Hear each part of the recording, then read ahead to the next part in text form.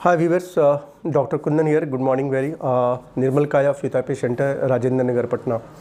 Viewers, मैंने कई बार YouTube channel doctor Kundan में कई सारे वीडियो भी मैंने डाला है और मेरा अक्सर यही मोटिव है कि अब फिजियोथेरेपी चिकित्सा जो कि आज के तारीख में बहुत लोग कम जानते हैं, इसके अवेयरनेस के बारे में जाने। मेडिकल साइंसेस में मेडिसिन सर्जरी की उपयोगिताओं हर मरीज़ जानता है, मगर एज़ फार मैं इतने सालों से काम कर रहा हूँ, 20-25 सालों में मैंने बहुत सारे ऐसे पेशेंट को देखा कि इसके बारे में नहीं जानते। और फिजियोथेरेपी कई सारे डिसऑर्डर में, कई सारे डिजीज़ में इसकी रिकवरी रिजल्ट मोर देन 90% है। आज हम एक IVDP केस जिसको बोलते हैं इंटरवर्टिब्रल डिस्क प्रोलैप्स, जिसमें कि वर्टिब्रा के बीच में, दो वर्टिब्रा के बीच में जो डिस्क होता है, वो डिस्क या तो हम कह सकते हैं एक सरल भाषा में उसमें स्वेलिंग आ जाती है, जिसके कारण जो नर्व वहाँ से नर्व रूट निकलता है और जो बटक से होते हुए पैरों की ओर जाता है वो कंप्रेस होता है और पेशेंट को काफ़ी बैक किक और लेग पेन, थाई पेन, अलग अलग पेशेंट का अलग अलग कंप्लेन होते हैं। जब ये धीरे धीरे एडवांस स्टेज में चला जाता है तो ये सर्जिकल स्टेज में चला जाता है और फिर ये काफ़ी चैलेंजिंग हो जाता है। तो यदि कोई पेशेंट बहुत अर्ली स्टेज में चला आता है इसके लिए, तो ये फिजियोथेरेपी से जो मैंने 50-100 पेशेंट देखा उसमें रिजल्ट मोर देन 90% का है। आज हम आपको दो पेशेंट, हमारे दोनों भाई हैं, दोनों से हम इंटरेक्ट करेंगे। ये फिजियोथेरेपी इसी IVDP के लिए आए थे, बहुत दूर से आए और काफ़ी अच्छा रिजल्ट है। कैसा महसूस करते हैं, क्या फिजियोथेरेपी के बारे में जानते हैं, हम इनसे आपको इंटरेक्ट कराते हैं। आप सबसे पहले आप अपना नाम बताएं और फिजियोथेरेपी के बारे में क्या कुछ समझते थे, शॉर्ट में बताना है हमारे व्यूवर्स को। मेरा नाम नितेश कुमार सिंह है। मैं फिजियोथेरेपी के बारे में ही जानता था कि फिजियोथेरेपी के माध्यम से जो डिस्क बल्ज है या सैटिका प्रॉब्लम है या किसी भी बैक पेन, कोई भी प्रकार का पेन है, उसको फिजियोथेरेपी कराने से आराम मिलता है। आप कहाँ काम करते हैं? मैं डिफेंस में हूँ, SSB में कार्यरत हूँ और सिलीगुड़ी में पोस्टेड हूँ। तो आप इसके पहले कोई फिजियोथेरेपी ट्रीटमेंट आप लिए थे कभी भी? कभी नहीं। कभी भी नहीं लिया? कभी नहीं। मगर आप जानते थे कि फिजियोथेरेपी क्या होता है? जानते थे। मगर ये पहली बार फिजियोथेरेपी आपने लिया? पहली बार फिजियोथेरेपी लिया। आपको बैक पेन कब से था? बैक पेन मुझे तो 2020 से था, जिससे दवा से के माध्यम से कुछ कम हुआ था, लेकिन फिर अभी यहाँ आने के उपरांत शुरू हो गया, जिसकी वजह से। तो अभी आपको कितना कुछ आराम मिला? लगभग 90% मुझे रिलैक्स है इससे। तो ये एक डिफेंस में काम करते हैं। इनको 2020 से ही IVDP का केस था और इन्होंने 8-10 सेशन यहाँ पे लिया है, क्योंकि बहुत ज़्यादा इनकी बल्जिंग बहुत छोटा था, इसलिए तुरंत मैनेज हो गया। मगर आपको एक्सरसाइज वगैरह भी करते रहना पड़ेगा, जो हमने आपको बताया है। दूसरे पेशेंट इनके भाई हैं, वो आप अपने बारे में बताएं। मेरा नाम सतीश कुमार सिंह है। आप फिजियोथेरेपी के बारे में कुछ जानते थे पहले? हाँ, फिजियोथेरेपी क्या होता है? हाँ, जानते थे पहले। जानते थे? कभी ट्रीटमेंट लिया फिजियोथेरेपी का? नहीं, फिर पहले कभी भी नहीं लिया? जरूरत ही नहीं पड़ी। जरूरत नहीं पड़ी। आप क्या करते हैं? हम शिक्षक हैं। कहाँ पे?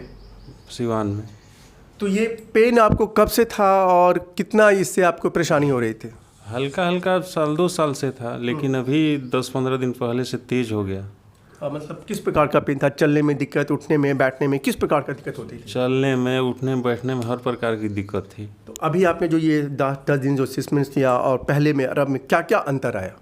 पहले में और अब में बहुत अंतर है, बहुत रिलैक्स है।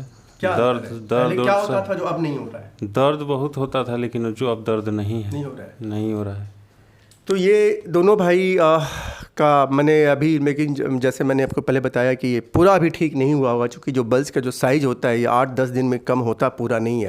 ये बहुत माइनर श्रिंकेज टाइप से होता है, मगर एक्सरसाइज को ये करते रहेंगे और एक सेशन और आपको फॉलो अप करेंगे तो ये कम्प्लीटली ये इससे आपको मतलब छुटकारा मिल सकता है। आप कोई भारी सामान नहीं उठाएंगे, फॉरवर्ड बेंडिंग नहीं करेंगे, बैकवर्ड बेंडिंग नहीं करेंगे और इसका केयर करना है, क्योंकि अभी आप ठीक नहीं हुए हैं। अभी ये आराम आ गया है, अभी ग्राफ बचा हुआ है, अभी इस पर थोड़ा सा अवेयर रहना है इस पर, ठीक है ना। और थोड़ा सा इसको हटाइए, मैं अपने व्यूअर्स को बताऊंगा कि ये IVDP, थोड़ा सा इस फोटो को भी दिखा दो थोड़ा सा मोहित, कि IVDP एक्चुअली होता क्या है, थोड़ा सा ये भी बता दें। जनरली इस पिक्चर के माध्यम से थोड़ा सा आप समझ सकते हैं, ये इधर थोड़ा सा नज़दीक लाना।